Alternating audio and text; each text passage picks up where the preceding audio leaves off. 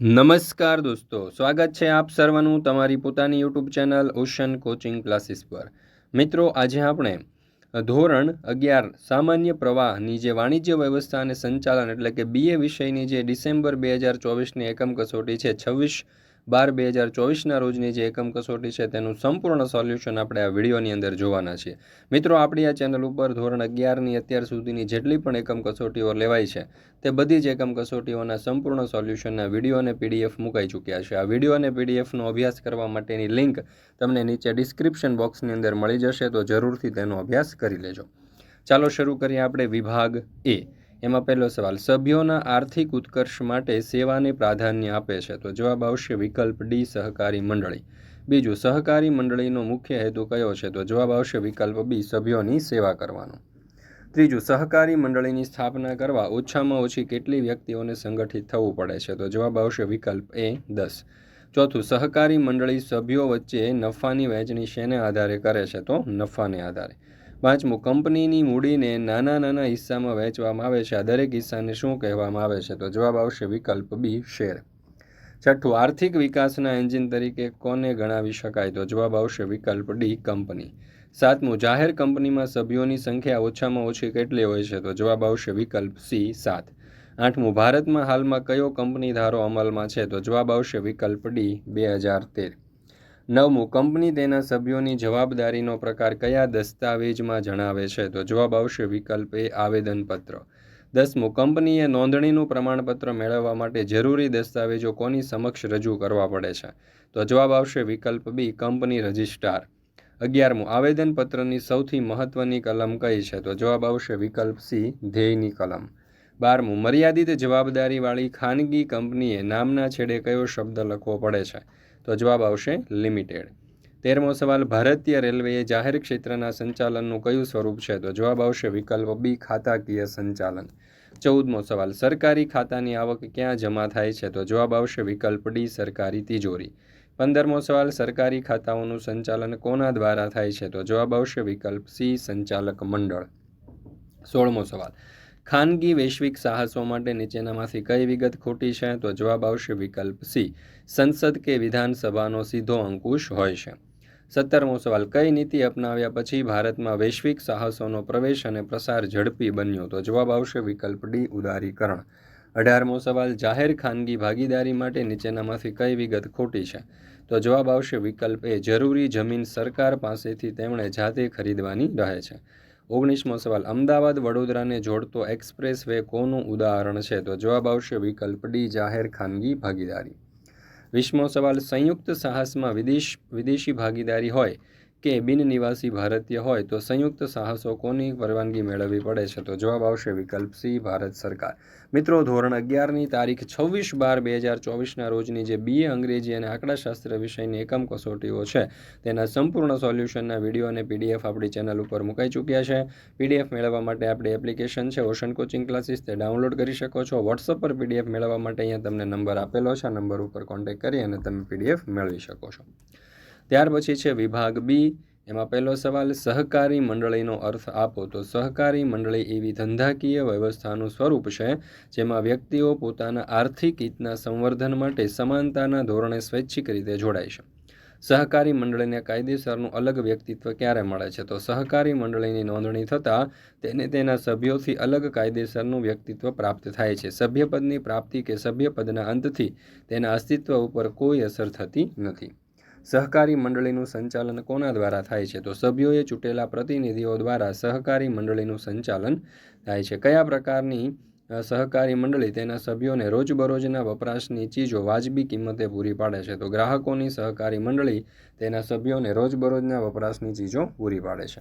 કંપનીને આર્થિક વિકાસનું એન્જિન શા માટે કહે છે? તો કંપની મોટા પાયા પરના ખરીદ વેચાણ અને ઉત્પાદન, વિશાળ મૂડી ભંડોળ, આધુનિક યંત્રો, નિષ્ણાંતોની સેવા, સંશોધન વગેરેને કારણે ઓછા ખર્ચે મોટા પાયા ઉપર ઉત્પાદનના લાભ મેળવે છે, તેથી કંપનીના આર્થિક વિકાસનું એન્જિન કહે છે। જાહેર કંપનીમાં વધુમાં વધુ સભ્ય સંખ્યા કેટલી હોય છે? તો કોઈ નિયંત્રણ હોતું નથી। સેબીનું પૂર્ણ રૂપ આપો। સેબીનું પૂર્ણ રૂપ છે securities and exchange board of India. ખાનગી કંપનીમાં વધુમાં વધુ સભ્યોની સંખ્યા કેટલી રાખી શકાય? તો 200.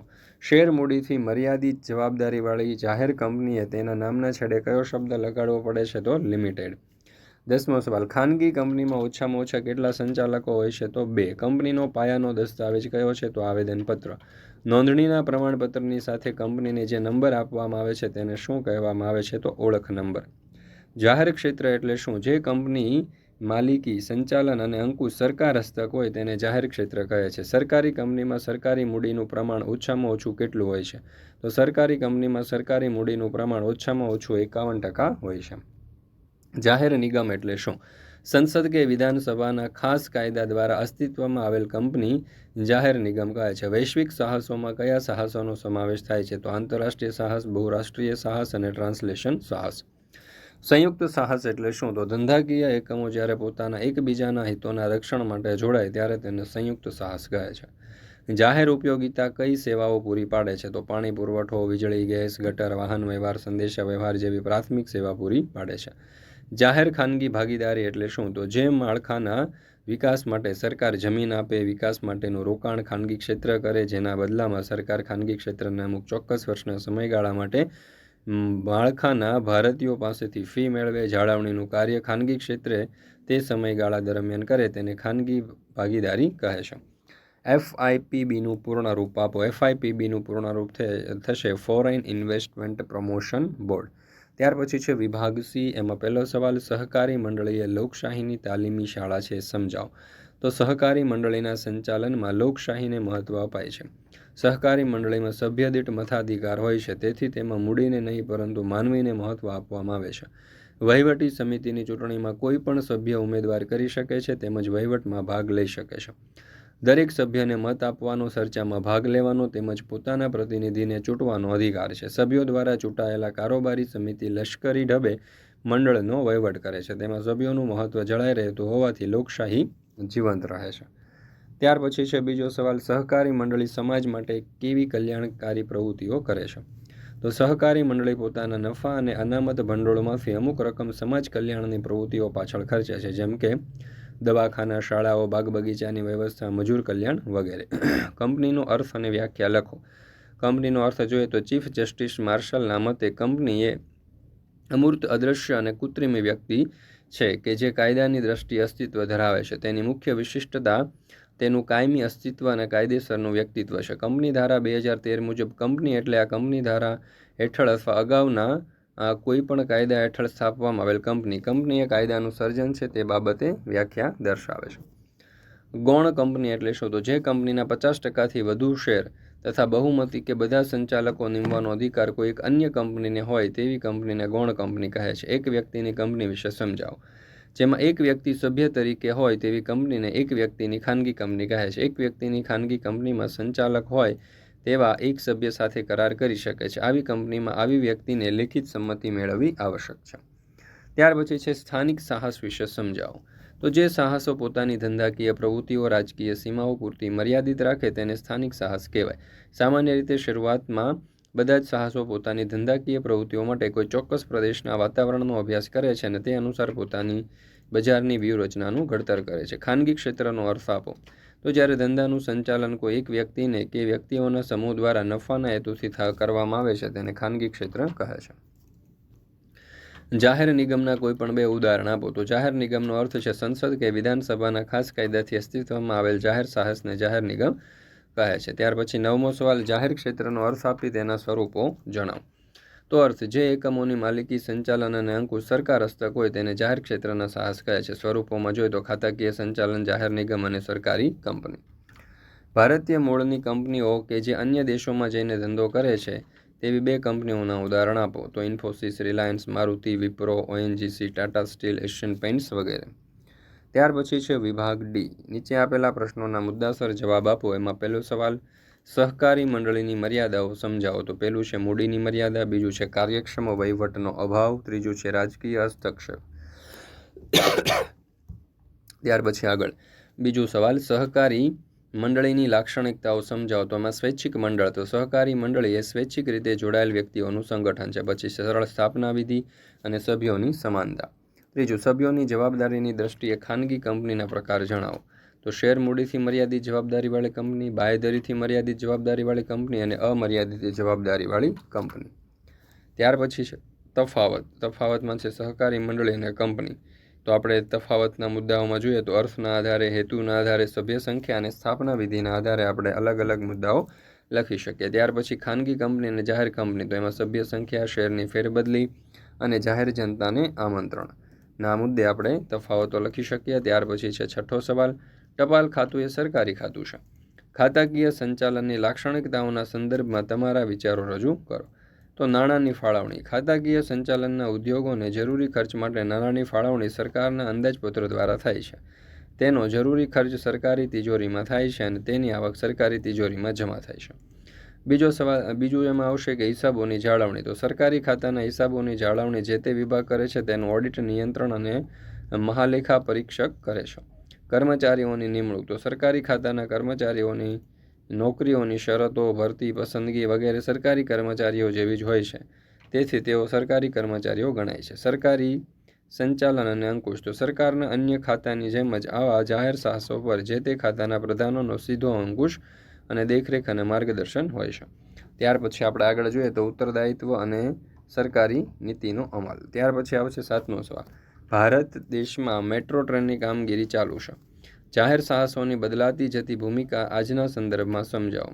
તો જો દિલ્હી મેટ્રો એ ભારતનું મેટ્રો ટ્રેન પ્રોજેક્ટમાં એક પ્રગતિશીલ મોડલ તરીકે જોવામાં આવે છે. આ પ્રોજેક્ટ શરૂ થયા પછી ત્યાં જાહેર ખાનગી ભાગીદારી દ્વારા નવું નેટવર્ક તૈયાર કરવામાં આવ્યું. એમાં પહેલું આપણે રોલ ઓફ ગવર્મેન્ટનો જોઈએ તો દિલ્હી મેટ્રો પ્રોજેક્ટ માટે જર્મન અને જાપાન સહિતની કંઈક આંતરરાષ્ટ્રીય એજન્સીઓથી નાણાં મેળવવામાં આવ્યા છે, જે જાહેર ખાનગી ભાગીદારીનું એક સાર્થિક ઉદાહરણ છે. મેટ્રો માટે પર્યાવરણ મૈત્રી વિચારણા. મેટ્રોનો આદર્શ ઉપયોગ પર્યાવરણ માટે વધુ ફાયદાકારક અને શક્યતા ધરાવતો માનવામાં આવે છે. મેટ્રો ટ્રેન ઓટોમેટેડ સિસ્ટમ છે જે ઈંધણના ખર્ચને ઘટાડે છે અને પર્યાવરણના સંરક્ષણ તરીકે મજબૂત દિશામાં પ્રગતિ છે. ત્યાર પછી કેટલાક પ્રાયોગિક લાભ પણ છે એના. ત્યાર પછી જો 8મો સવાલ, ખાનગી ક્ષેત્ર લાક્ષણિકતાઓ. તેમાં સૌથી જૂનું સ્વરૂપ છે, અર્થતંત્રમાં મોટો હિસ્સો છે, જરૂરિયાત મુજબ ફેરફાર કરી શકાય છે અને નફાને પ્રાથમિકતા અને સામાજિક જવાબદારીઓનો સ્વીકાર. ત્યાર પછી 9મો સવાલ, સરકારી કંપનીની લાક્ષણિકતા. તેમાં સ્થાપના, ત્યાર પછી અલગ વિધિ, મૂડી અને વહીવટ. ત્યાર પછી આપણે 10મો સવાલ જોઈએ, નીચે આપેલા ઉદાહરણોનું ખાતાકીય સંચાલન, જાહેર નિગમ અને સરકારી કંપનીમાં વર્ગીકરણ કરો. તો ખાતાકીય સંચાલનમાં ભારતીય ટપાલ ખાતું અને ભારતીય રેલવે. જાહેર નિગમમાં ઇન્ડિયન એરલાઇન્સ અને ગુજરાત રાજ્ય શાળા પાઠ્યપુસ્તક મંડળ. સરકારી કંપનીમાં જોઈએ તો ભારતીય સંચાર નિગમ લિમિટેડ અને ભારત હેવી ઇલેક્ટ્રિક લિમિટેડ. ત્યાર પછી છે વિભાગ ઈ, વિસ્તારપૂર્વક સમજાવો. એમાં પહેલું, ભારતીય જીવન વીમા નિગમ એક જાહેર નિગમ છે. જાહેર નિગમની લાક્ષણિકતાઓના સંદર્ભમાં આપના મંતવ્યો રજૂ કરો. તો અહીંયા તમે જોઈ શકો છો કે આપણે LICના જે જાહેર નિગમ વીમા સંસ્થા છે, બરાબર, તેમના અહીંયા આપણે કાર્ય અને તેમના ઉલ્લેખો રજૂ કર્યા છે. ત્યાર પછી છે જાહેર ક્ષેત્ર અને ખાનગી ક્ષેત્ર વચ્ચેનો તફાવત. માલિકી, અંકુશ, મુખ્ય હેતુ, નફાખોરી અને સ્વરૂપોના આધારે આપણે કરી શકીએ. ખાતાકીય સંચાલન અને કંપની વચ્ચેમાં જોઈએ તો સ્થાપના, ખાતાકીય રીતે અસ્તિત્વ, કાર્યક્ષેત્ર માટે અનુકૂળ મૂડીની પ્રાપ્તિ, કાર્યશીલ મૂડી અને જવાબદારી. ચોથો સવાલ, વૈશ્વિક સાહસો એટલે શું, તેની લાક્ષણિકતા સમજાવો. જ્યારે કોઈ પણ ધંધાકીય એકમ પોતાની ધંધાકીય પ્રવૃત્તિઓ રાષ્ટ્રીય સીમાઓની બહાર ફેલાવે છે, ત્યારે તેને વૈશ્વિક સાહસ કહે છે. લાક્ષણિકતાઓની અંદર આપણે જોઈએ તો એક કરતાં વધુ દેશોમાં ધંધો, પ્રાધાન્ય, કદ અને વેચાણ. ત્યાર પછી છે આર્થિક સદ્ધરતા, રાજકીય વર્ચસ્વ, વફાદારી, આર્થિક રીતે સદ્ધર, સંશોધન અને જીવનશૈલીમાં ફેરફાર. 5મો સવાલ, જાહેર ક્ષેત્રની લાક્ષણિકતાઓ વર્ણવો. તો મૂળભૂત ઉદ્યોગોની સ્થાપના જોઈએ તો જાહેર સાહસો સ્થાપવા પાછળનો હેતુ ઝડપી ઔદ્યોગિકરણ માટે પાયાની સુવિધાઓ ઊભી કરવાનો છે, જે માટે ખૂબ મોટા પાયે રોકાણ કરવું જરૂરી છે. આઝાદી પછીના સમયમાં ખૂબ મોટા પાયે રોકાણ કરવું ખાનગી ઉદ્યોગો માટે મુશ્કેલ હતું. મૂળભૂત ઉદ્યોગોમાં ખૂબ મોટા પ્રમાણમાં રોકાણ જરૂરી હોય છે અને તેમાંથી મળતું વળતર શરૂઆતના વર્ષોમાં ઓછું હોય છે. ઇજારશાહી નાબૂદ અને સંતુલિત પ્રાદેશિક ઔદ્યોગિક વિકાસ. ત્યાર પછી છે સમાજ કલ્યાણનો હેતુ અને ત્યાર પછી છે નફાનું ધોરણ. તો મિત્રો અહીંયા આપણે આજે એકમ કસોટી છે તે પૂર્ણ કરીએ છીએ. ફરી મળીશું આપણે એક નવા વિષયની એકમ કસોટીના સંપૂર્ણ સોલ્યુશન સાથે. મિત્રો આપણા વોટ્સઅપ ગ્રુપમાં જરૂરથી જોડાઈ જજો, જેથી કરીને આવનારા તમામ વિડીયો અને PDFની લિંક તમને વોટ્સઅપ પર પ્રાપ્ત થતી રહે.